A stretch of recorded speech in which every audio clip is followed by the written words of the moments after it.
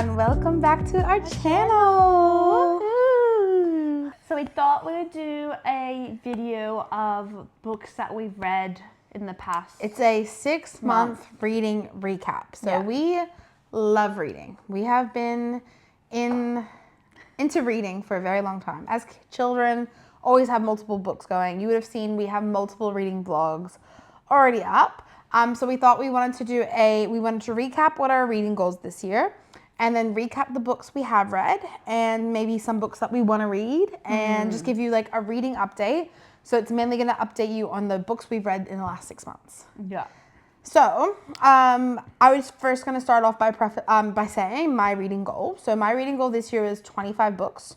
I'll be talking about 8 books today. So we're a little behind on the goal, but that's okay because I've had a big reading rut this year. I had surgery 6 months ago. Within that recovery, like I thought I was gonna read way more than I did. And then when I did, it was good. But then like I finished some books I really enjoyed, and then I just like wasn't sure. And I've always read a balance of like fantasy and romance. So I'm kind of just trying to read the books I have at home, but then also enjoyed and dabble in different stuff. So where are you at, Katie, with your reading? Well, I have a confession to make. I was in a quite big reading rut for the first half of this year. I have read no books, but I'm currently reading a book.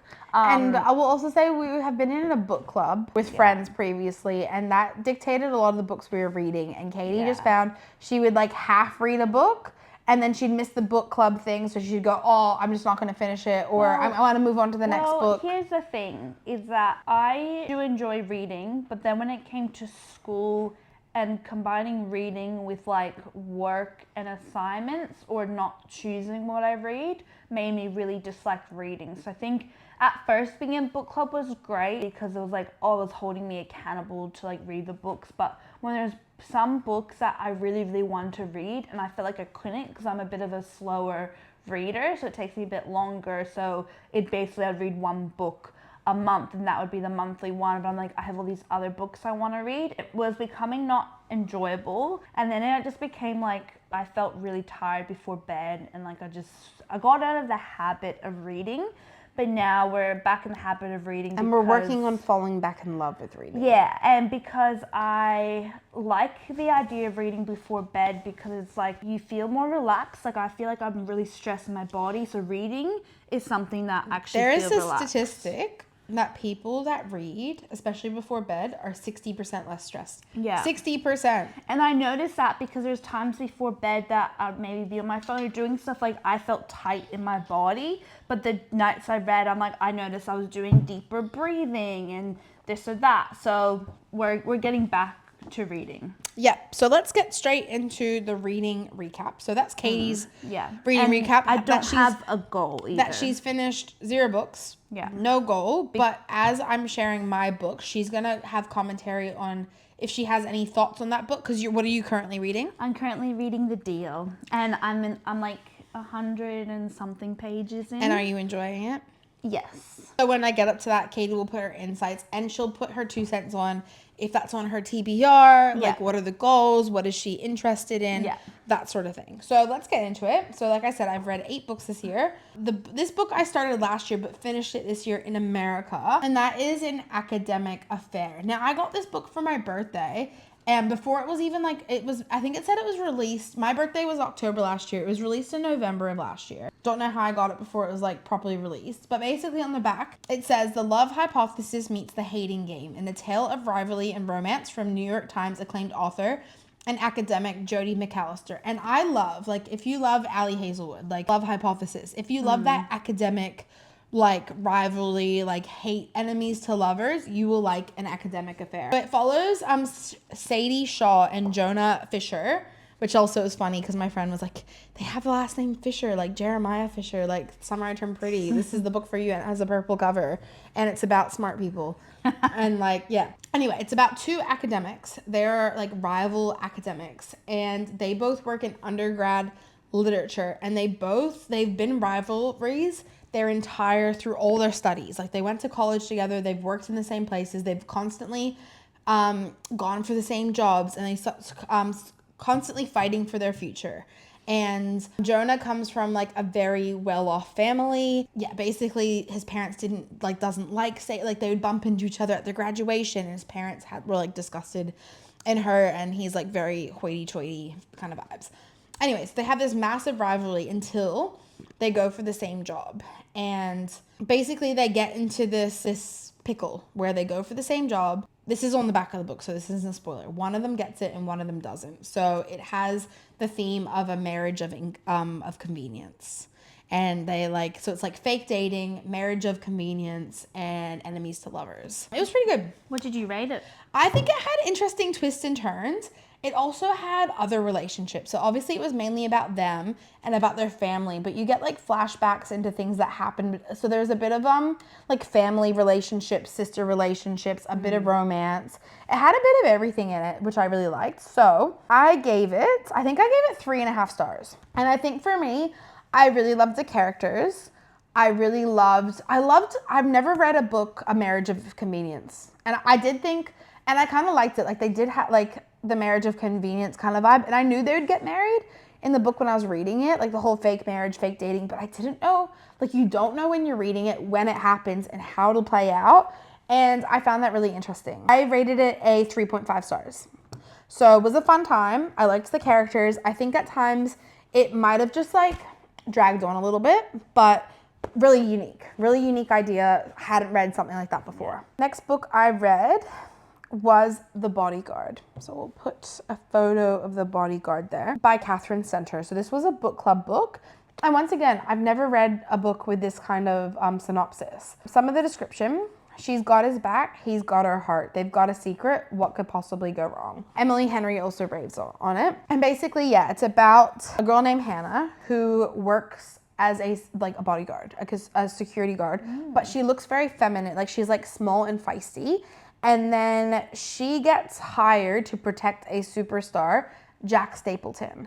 And it's about like, so you hear about the bodyguard because she works for like a company. So you get the inside scoop of the company getting hired for this job and how she's chosen. And there's a bit of fake dating, bit of romance. I really liked the book and I thought it was really fun. And then there was this massive twists and turns. And honestly, like at one stage I was getting a little bored until a massive twist happened. I was like, holy moly, like how is this gonna end? And yeah, I really enjoyed it. It was really fun. I rated it a 4-star. So it kept me hooked. It kept me interested. You were really invested because once again, fake dating. I get really invested in fake dating because it's like, are they gonna end up together? Yeah, I love a fake dating trope. And I have this book on my bookshelf at home that eventually I do want to read it. Also, yeah, on Goodreads, it has a 3.93 point rating. All right, next book is People We Meet on Vacation, but in Australia, the cover is You and Me on Vacation. This was another one we wanted to read with our book club friends. Oh, I read a bit of this. Because we watched the movie. So I actually picked it up like a couple of years ago and read a couple chapters, but I just wasn't invested in it at the time because I was more invested in reading like a fantasy or like something a bit more higher stakes. So it's about two best friends, Poppy and Alex, and they have a long history together, and every single year they go on a holiday together. And then something happens in their friendship. And then one summer, she basically invites him on the holiday again to try and save their friendship. And then you get flashbacks to what happened on all the holidays that led them to no longer being friends. Yeah. So it's this mystery. So you're constantly trying to read through all the holidays and all the flashbacks, like wanting to go, what happened? Why aren't they friends anymore? And it's kind of like Love Rosie vibes of like they're best friends. They have this thing they constantly do together. They have this special connection, but they're in other relationships and they like keep missing each other or they don't like each other like that. And yeah, I really liked it. I think some of the holidays, like some of the flashbacks, I was like, just bring me back to present day. But I love a best friends to lovers. Like that's such a good trope. And I feel like it's not always done well. Yeah. I do think it was a bit long. It dragged on, and I did watch the movie. I think I enjoyed the movie more than the book. Yeah, I was about to say, the book, I think I got 50 to 75 pages in the book. And I found, just because the movie moved through the holidays a bit quicker, I found that way more But the movie did skip one holiday, which was a bit interesting, but it was obviously for the time's sake. I still rated it a 4 because by the end of it, I was attached to the characters. But I think the movie gave the characters more life than the book did. But I love, it's by Emily Henry. Yeah, I was like, I love Emily Henry. I think Emily Henry is really good with like character. She writes really good characters, and like just you fall in love with the characters. And I liked the banter between Poppy and Alex, and it was fun. Like I laughed I giggled. So when season 3 of Bridgerton came out, I felt really motivated to start reading books. So I read The Duke and I read this on my Kindle, but I do have the paper copy. We know it's about the Duke and Daphne. And I found it really interesting because in the book you get so much more into like into the world of Bridgerton, like the whole courting, all the balls they have. Like in the show there's only like maybe 3 balls you watch, but it's like one after the other and all the events. I actually liked the book because you really see inside the Duke and Daphne's relationship, because I'm pretty sure, I have to remember, I think it's written in 3rd person, so you get dialogue from both of them. So you can kind of see how the Duke feels towards Daphne, and it's like very obvious. And I really liked that. And I think their love story was a lot more endearing because you get both of their dialogues and their interactions a lot better. Like, I know it's watching a TV show is still 3rd person, but I just think they had a lot more tender and sweet moments. But it's also like heartbreaking too. Like their story is really interesting. So I enjoyed it. I felt like this was when I was in my rut. And I think this was the kind of book I wanted to jump into because I already loved the characters. I already knew the story. But I think that made it hard for me to want to press on. So it took me a long time to read, but in the end I rated it 3 stars. It's a pretty thick book.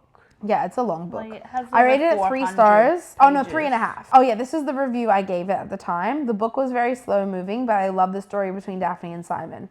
I watched the series before reading this book, but I love how in the books you get both of their dialogue and inner thoughts. And the way they fall in love with each other is so much more wholesome, which made me enjoy the book more than I thought based on the first half of the book. So basically what you just said. So I think it's slow. Yeah, it's slow in the beginning, but it's worth it in the ending. Yeah, nice. And you get like a full epilogue.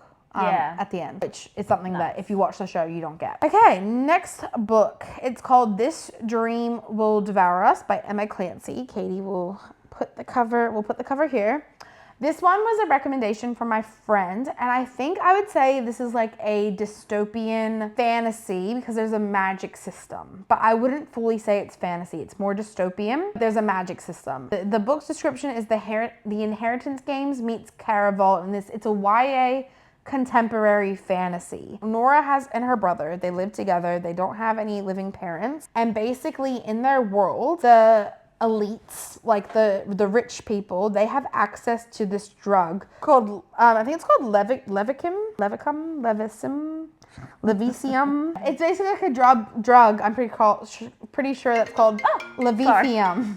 Or Levicium. So I looked up the magic system with the drug. So they have to take the drug, and it's called Levincium. And basically the Lamores are the famous family that founded Levincium, and they are like the kings and queens of this town, of this world, right? So then they have what's called, like, they put on all these shows, and basically the drug gives you like an alternate, like you can manipulate things. So like with the drug you could unlock a door.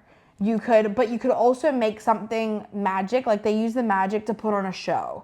So it's like, it gives you the illusion that it's raining and you get wet, but it's the drug. It's not actually raining. Yeah. So it's like they put on all these lavish, like almost like Gatsby parties with the drug, and they basically they have a lottery. They invite people they get 2 lucky winners get to come, if they're not in the elite, to then experience this lavish party. So she's poor, she gets into the lottery to go into that world. Then she suddenly finds out information about, like, it's like family mystery, finding out information about this world, and it isn't as perfect as it seems. So it has a lot of mystery in it. When I first read the title, This Dream Will Devour Us, it says it's like it's YA, so it's like not that dark, but it is like that fantasy vibe. So there's a lot of mystery. There's a bit of, like, it's a bit brutal at times, like, if you know what I mean, like, you know how there's some violence in some fantasies, it's a bit on that kind of path. Lots of mystery. I really enjoyed the characters. There's also a love triangle in it. I wasn't sold on the love triangle though. I wish it worked out differently. Yeah. But constant twists and turns. I rated a 3-star just because of the length. It was very long and you're just hanging on too long for answers. Like, I love books that you have a question, they drip feed hints and clues, but it kind of felt like it was going on one path. But some of the plot twists were like, holy moly, I didn't know how this was gonna work out. Yeah. So yeah, I gave it a 3-star. I would say it helps get me out of my book rut. It was something different. I needed something to break up all the romance reads. Yeah. Now, the next book I read, oh wow, we're 4 books in. Yeah. So there's only 5 books in. So we only have 3 left. So we are obsessed with the show Off Campus. So we watched the show first. And I said, you know what? I'm addicted. I need to know what's going to happen in season 2 and beyond. And like be in the world. And I thought, you know what? After I read This Dream Will Devour Us, I was like, look, I'm in the habit now of reading every night again, but I wasn't hooked on that book. And I was like, I need something that's going to be easy to get into. Because I already love the Off-Campus show, I'm already bought into and subscribed to the characters. Like, I was so obsessed with the show. I watched it multiple times. I'm like, instead of doing a 6th, 7th, 8th, 9th, 10th rewatch, let's just dive into the books. So I read the deal. And I love Garrett and Hannah. Like, I think they're my favorite couple. So far, you'll hear my thoughts. I don't think they have the best book, but I think they're my favorite character. I think it's hard too because it's like the first book. I feel like in a series like that, sometimes the first book isn't always the best writing. But you know what? Like, all the main events that happen in the show happen in the book. And I just love Garrett and Hannah. Yeah. I love, once again, fake dating. Yeah. Fake dating is one of my favorite tropes. Fake dating trope is so good. And I love them. I loved all the big events that happened. Not gonna lie, I kind of forget. I forget what's in the book and what's in the show. Yeah. Like, I know what's in the show, but I forget what's in the book that's not in the show. What I do like about this trope, though, is like how they did become like friends first. Actually, yes. During that fake dating, and they do that well in the show. But I like in the book, there's more to it. Description to their friendship where she goes like to Allie, like, I guess we're friends now. Like, she kind of admits that a bit. Or like when she's in class and people see them hanging out, it's like, no, we're friends. Yeah, and the I whole like Justin, that and I guess friendship. with Justin too, it's like, like she can really confide in a friend, and when she she realizes, well, I'm not giving spoilers, but like in the show, like if you've watched the show, like the whole role Justin plays, it's like that kind of just shows her closeness to Garrett is very different to her new relationship with Justin. Yeah. I think that it really shows in that. And also in the deal, there's just so many other characters that aren't in the show. Like how she has all of her music, acting friends. And all that sort of thing. I really like that. And I found interesting how in the book she is like a singer, performer, and she says eventually she wants to get more into songwriting. The whole idea of the showcase is so different. But the show, she was the composer, songwriter, not necessarily the performer. When in the book she was the performer, but interested in thinking, oh, I don't know if I want to make it or perform. I want to get into so it's interesting how they flipped it a bit.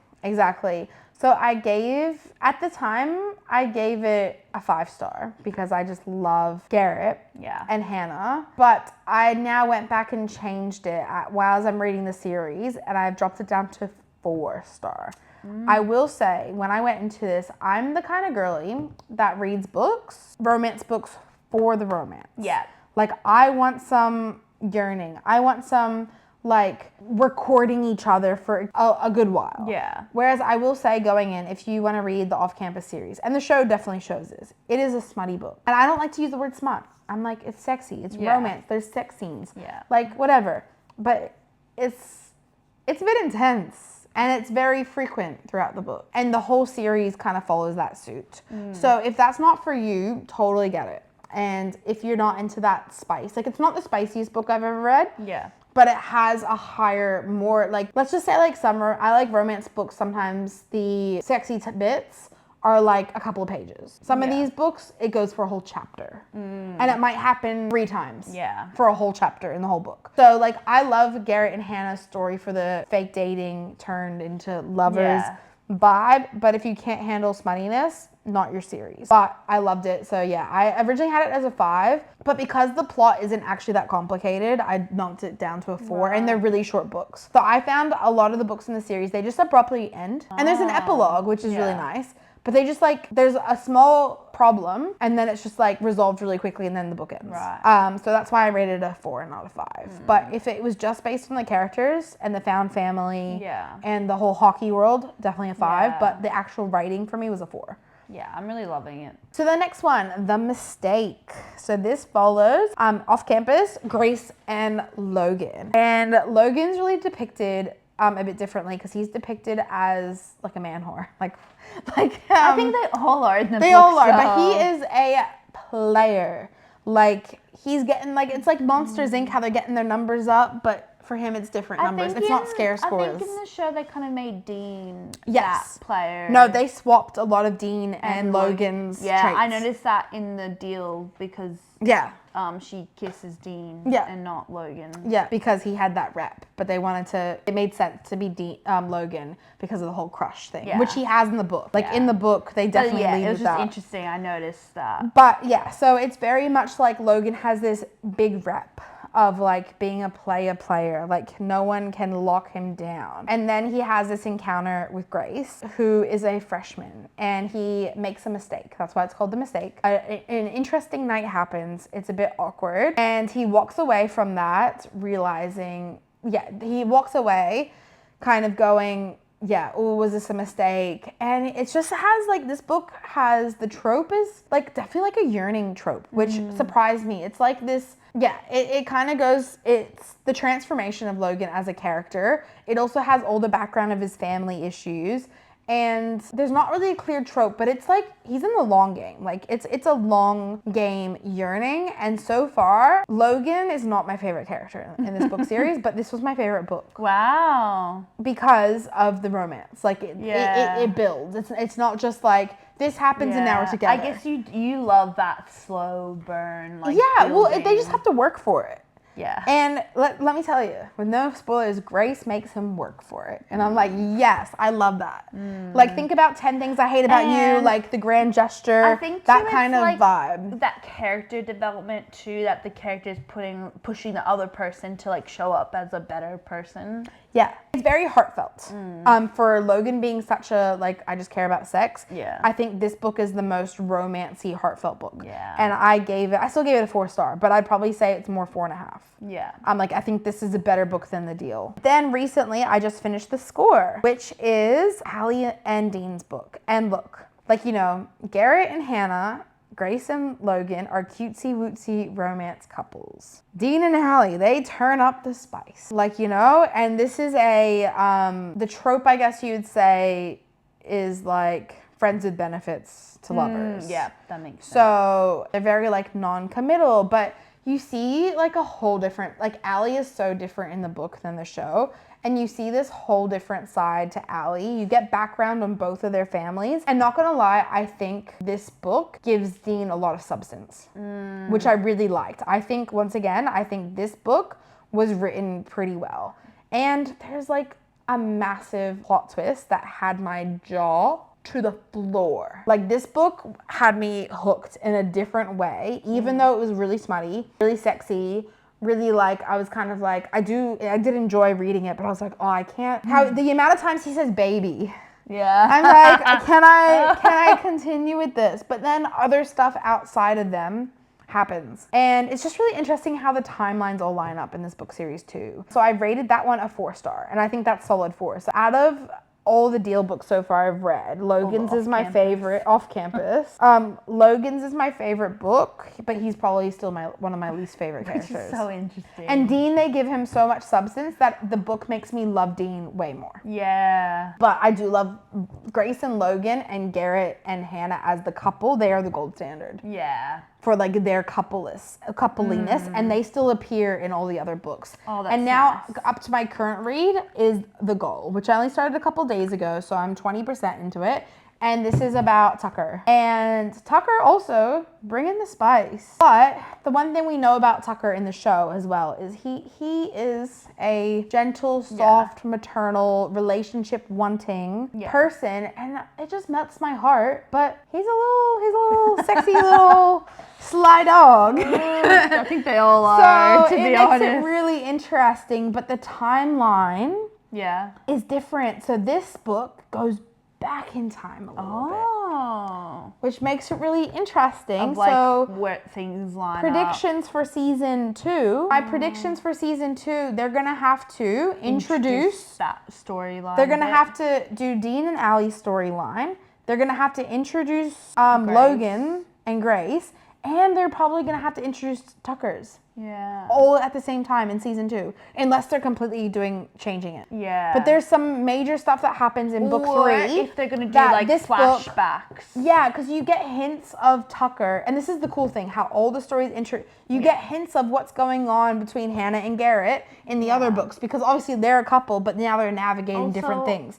You get what Grace and Logan are navigating, and then, but it's like, it's just so interesting. Can I just say, I love the books with like that world building, like thinking about like how we love Magnolia Parks and Daisy it's all found family. But also like the books like focus on different character paths, but then you still get it woven in. It makes me like so obsessed and loving the world. And it's really found family. Like you should actually read ACOTAR. Yeah. Because ACOTAR is it's fantasy, but the same found family. It is on my list. I just need to get into reading, but I definitely is, I think. Yeah. So my current read is The Goal. And then I'll read, I think it's called The Legacy, which I also got on my Kindle. TBR.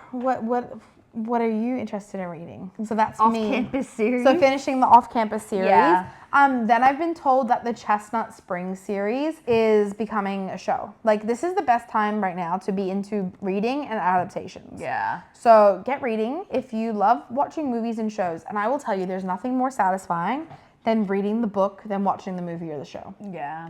Like, that's what gets me hooked on most books I read. Like, Love Hypothesis is coming out as a movie. To read that. That's actually a really decent book. I think I rated it like 4, 4.5, 5 stars. It's definitely always been a book that I've been wanting to read. I just never have gotten around to like reading. Bodyguard I read because I heard it was being turned into a movie with Leighton Meester and Jared Padalecki. Wow. I'm pretty sure. Yeah. So I thought that would be really good. So it's a great time to get into book world. I love reading books. Yeah, definitely want to finish the off-campus series. Then we'll look at the Chestnut Springs series. But I'm really interested to dip my toe into more fantasy. So if you have any fantasy recommendations, I have considered reading Quicksilver. But I've also, do I go back to the Sarah J. Maas world and read Crescent City and Throne of Glass? I think you should. Yeah, because I already like her writing. But I know Throne of Glass is very different. But I've already read ACOTAR, so someone has said read Crescent City, then Throne of Glass. But other people just go, no, just read Throne of Glass, then Crescent City. But then also we're getting 2 new ACOTAR books this year. So comment down below any fantasy recommendations. Maybe I should start ACOTAR. No, you should. Because there's 2 more books coming out this year. I think I'm a person too, though, like, it has to be certain. I'm not the biggest fan of fantasy, but certain types of fantasy I can get on board. So ACOTAR is like the gold standard of fantasy. Yeah, so I think I can. It's really digestible because you love the characters. And I think you love we both love character-driven and plot-driven books. Yeah, I'm here for, like, the plot. And the plot. Like the characters alongside a good plot. Because I can't have good characters and no plot. Yeah. That was my issue with the Empyrean series. So Fourth Wing, Iron Flame, Onyx Storm. I loved the characters, but the plot just got me a bit derailed. I just read Fourth Wing. I tried to read Iron Flame, but couldn't fit. I didn't read much of it and then kind of gave up because I think it you love the characters, right? Like, it needs to be character-driven, but there still needs to be a strong enough plot. Whereas I think off-campus series, there's books that have more of a plot than other books. Yeah. And I think, but the characters are done so well, I can see past that. But when there's books that don't have the strong enough characters, they're constantly having sex, then there's like no plot and it's just romance and they're just pining for each other, but it's like a mismatch. I'm like not really interested. Yeah, same. So yeah, there has to be a bit of something to spice up the romance, but I am a very we love a yearning, a courting. Like they don't just get together in 2 seconds. No. Like it needs to build. Yeah, 100%. It needs to build. And that's why I think I really enjoyed Bridgerton, The Duke and I. It took them a little too long. But the actual romance and them falling in love.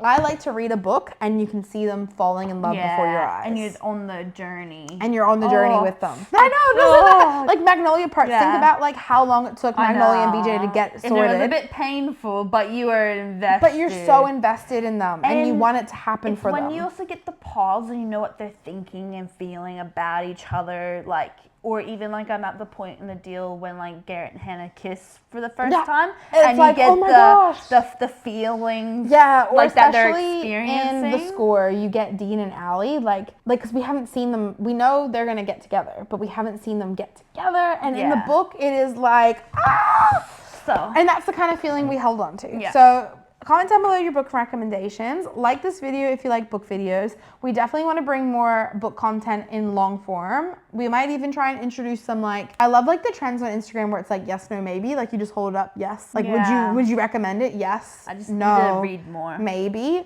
But yeah, comment down below any book recommendations and we'll hopefully do an update. Maybe we'll do a reading vlog in a couple of months' time or give you an update. I do usually interweave into vlogs what book I'm reading.